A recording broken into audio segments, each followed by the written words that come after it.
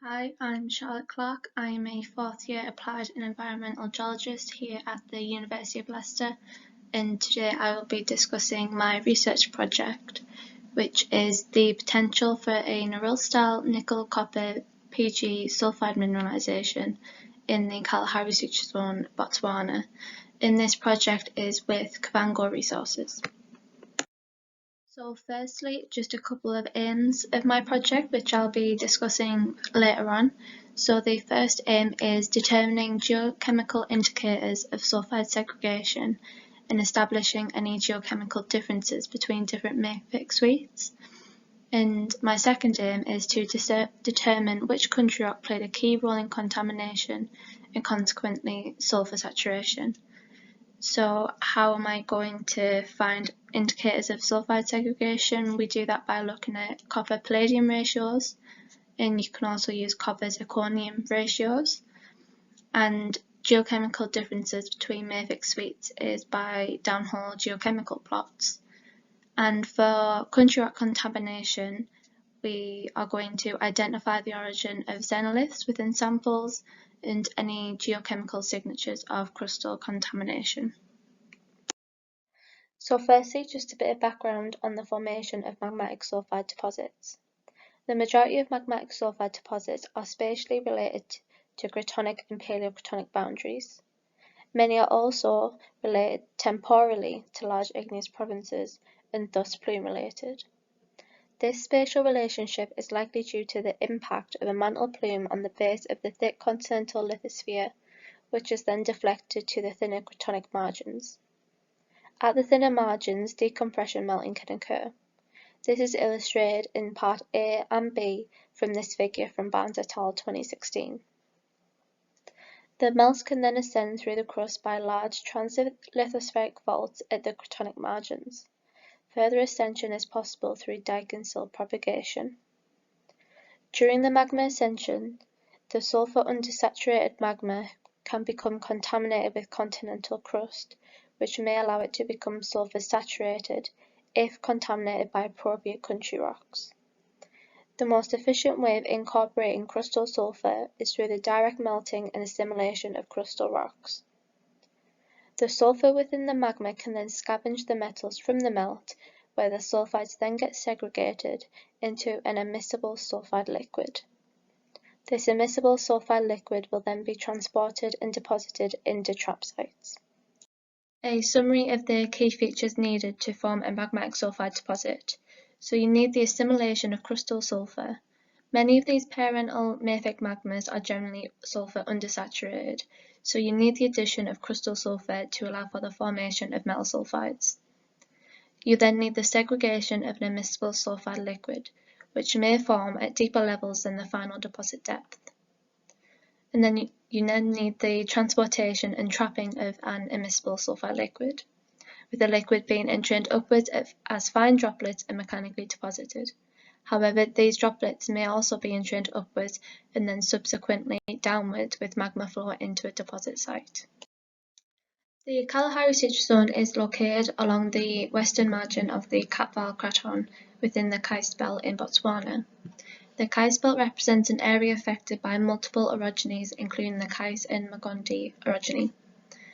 The Kalahari Suture Zone is proposed to mark the line of collision between these orogenies and the Kapval Craton. The intrusions which are of particular exploration interest are the post-Karoo mafic intrusions, which are believed to represent the feeder systems of the Karoo flood basalt, which has since largely been eroded. These mafic sills and dikes are intruded into a series of sedimentary supergroups, including the Transvaal supergroup, which contains a series of mudstones, sandstones, dolomites, banded iron formations, and volcanics, and the Karoo supergroup, which consists of siltstones and mudstones with some coal intervals within particular formations. So the magmatic sulfides at the Kalahari Suture Zone are believed to be a close analogue to the world-class magmatic sulfide deposits at Norilsk. The Norilsk intrusives are located along the northwest margin of the Siberian platform and are thought to represent the feeders to the Siberian continental flood basalt. The deposits are located along the junction of two paleorifts along a regional scale fault, the Norilsk-Karalak fault. believed to be part of the magma feeding or conduit system. The Norilsk complex was emplaced within a series of sediments including Devonian sulfate-rich evaporite and Middle Carboniferous Upper Permian coal measures. There are many features of similarity between Norilsk and the Kalahari Suture Zone, similar tectonic settings and migration pathways, with both deposits are believed to be the feeder system of flood basalts, and there are similar country rock lithologies. Okay, so back to my aims. What evidence of crustal contamination do we have? Well, within the KSZ intrusions, there's petrological evidence of crustal contamination in the form of xenoliths in chilled margins of intrusions. For this particular example on the screen, the intrusion is emplaced within the coal measures of the Karoo supergroup, and this reflected light image shows a xenolith of coal with a halo of pyrite around. Coal can act as a reductant to form sulfate into sulfide, and this represents strong evidence of local contamination. However, if we need to know more widespread crustal contamination indicators, we need to then look into the geochemistry of these intrusions.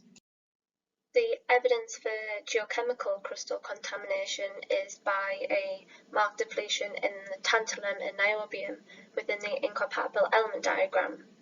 This is a trend which is very similar to the upper continental crust, which suggests widespread crustal contamination throughout all the mafic intrusions in the Kalahari Suture Zone. However, this does not give an indication as to which country rock played a key role in that contamination. If we're going to get an indication as to which lithology played a role, we can compare the aluminium oxide against the calcium oxide. Lithologies such as siltstones and mudstones contain aluminium, whereas carbonates contain more calcium oxide. Samples from the Kalahari Suture Zone show evidence of contamination from silt or mudstones. This lithology is widely available within the Kalahari Suture Zone from the Karoo supergroup. So what evidence do we have of sulfide segregation? Well, copper and palladium ratios have been used to provide evidence of sulfide segregation. Both copper and palladium act as incompatible elements within magmatic system, meaning that during fractional crystallization, the elements prefer to remain in the liquid rather than going into a crystal phase. Palladium has a higher partition coefficient than copper, meaning it is extracted more readily into sulfides than copper. Thus, an elevated copper-palladium ratio indicates towards sulfide segregation, as there are large concentrations of copper with a small concentration of palladium, as the palladium has already been taken in by earlier sulfides, which have since been segregated from the melt. A small ratio can indicate towards sulfide accumulation, as there will be higher concentrations of palladium due to the presence of sulfides. The copper-palladium ratios within the mafic samples in the KSZ are slightly above mantle ratios, with particular examples having extremely elevated ratios, such as a sample in 8A which has a copper-palladium ratio as high as 784,000, compared to mantle ratios which are typically 1,000 to 10,000. So this project is still ongoing, and so this is what I will be doing next. So I'll be looking at the downhole geochemistry logs to determine any differences between different magma suites, such as possible different pulses of magma, and I will be looking at the implications for a massive sulfide within the Kalahari Suture Zone. So this is including a possible grade of the sulfides present and where that massive sulfide may be. So the importance of magmatic sulfide deposits for new battery technology. If we're going to take steps in lowering our carbon footprint, changes need to be made to everyday life. One of these key changes is switching to electric batteries.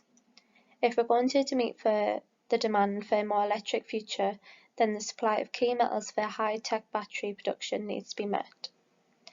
This figure illustrates just 3 different types of electric batteries available. The main metals within these batteries are dominated by cobalt and nickel, metals which are both available within magmatic sulfide deposits. The platinum group elements can also be used for electric batteries. The exploration for new magmatic sulfide deposits can help meet the demand for these key metals for a low carbon technology future. Thank you for listening to my talk on the potential for a Norilsk-style magmatic sulfide deposit within the Kalahari Suture Zone. If you have any questions, please feel free to ask them in the Q&A. Alternatively, you can email me with either of the emails on screen.